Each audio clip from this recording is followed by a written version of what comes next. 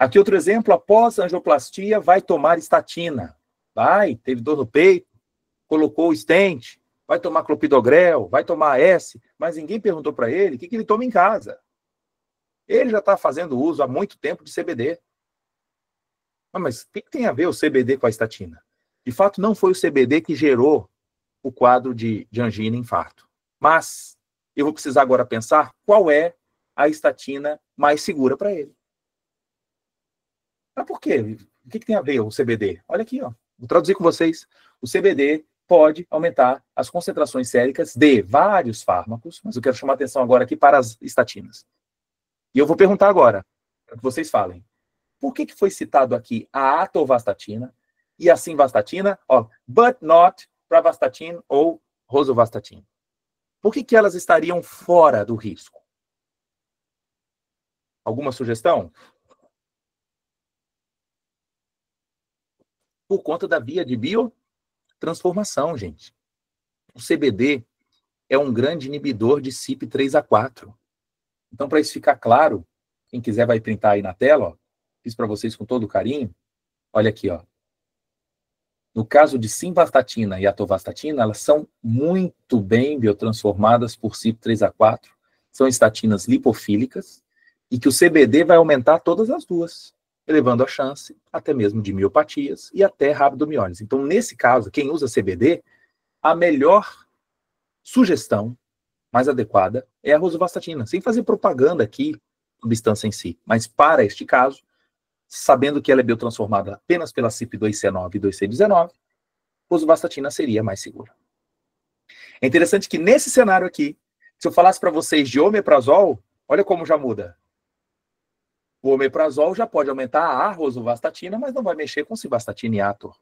Então o ponto não é ficar agora torcendo por uma estatina, mas saber manejar para cada caso em questão. Ok? E a gente também pode expulsar um fármaco mais facilmente? Além do exemplo do fenobarbital? Sim. Alguns podem achar assim, meropenem causa convulsão? Quê? Não, meropenem é um antibiótico, é um carbapenêmico. Não, mas olha só o gráfico, você vai entender. Esse gráfico aqui é muito importante. Foi introduzido meropenem, os níveis de ácido valproico despencaram.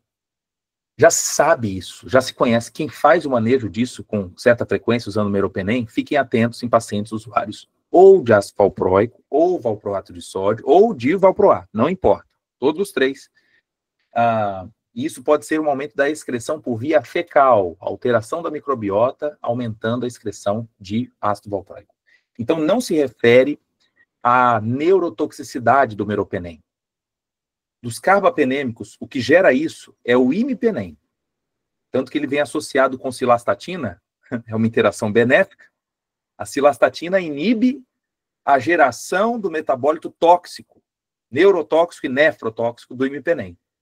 Já que o meropenem não gera esse produto, ele não precisa vir associado à cilastatina. Tá?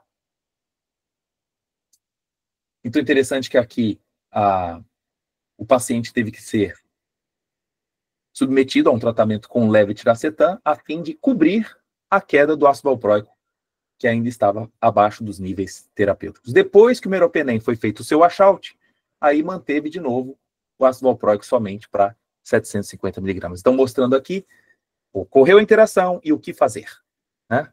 E veja que o levetiracetam é sempre um amiguinho dessas correções, uma vez que não se comporta como um indutor enzimático. Posso dar mais um exemplo, Ana, antes das perguntas? Dá tempo? Aqui um outro exemplo. Não sei se vocês viram, um spoiler aqui de um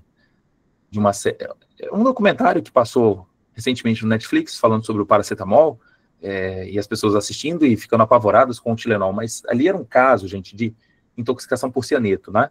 Não era o paracetamol em si. É interessante que nos hospitais, como é que a gente pode se expor ao cianeto? É curioso que é ao nitroprusiato de sódio, cuja molécula tem essa forma.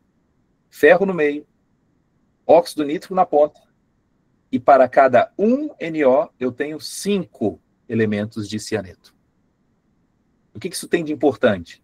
É que vocês, ao usarem equipos fotossensíveis, evitam que o NO saia antes do tempo, e se sair, ele perde o efeito vasodilatador, porque o NO é fugaz, e acontece que muitos corrigem isso aumentando a dose do nitroprusiato. Só que este metabólito pode trazer alguns probleminhas, porque ele, sendo rico em cianeto, ele libera também esse produto. E qual é o problema do cianeto em excesso? Ora, você sabe que o cianeto pode bloquear a via da cadeia transportadora de elétrons. Ele pode prejudicar a produção de ATP. Uma das alternativas para poder eliminar esse cianeto é associar com tiosulfato de sódio, que é um antídoto, ou então com a própria hidroxicobalamina. Neste caso, é uma interação benéfica. A hidroxicobalamina reage com cianeto, formando cianocobalamina, que vai ser excretado na urina.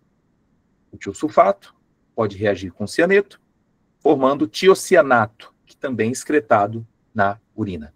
Mas caso não ocorra o uso do antídoto a tempo, esse paciente pode evoluir para algumas disfunções, até mesmo acidose ou alcalose metabólica? Aí vem a pergunta para vocês agora como teste. Muito bem, a acidose por qual motivo, gente? Aí lembra um pouquinho da bioquímica. Se o cianeto bloqueia a cadeia transportadora de elétrons, o ciclo de Krebs para. E aí começa a acumular quem? Acetil-CoA. Se o acetil-CoA acumula lá fora o piruvato. O piruvato acumulado, ele vai ser convertido em ácido lático.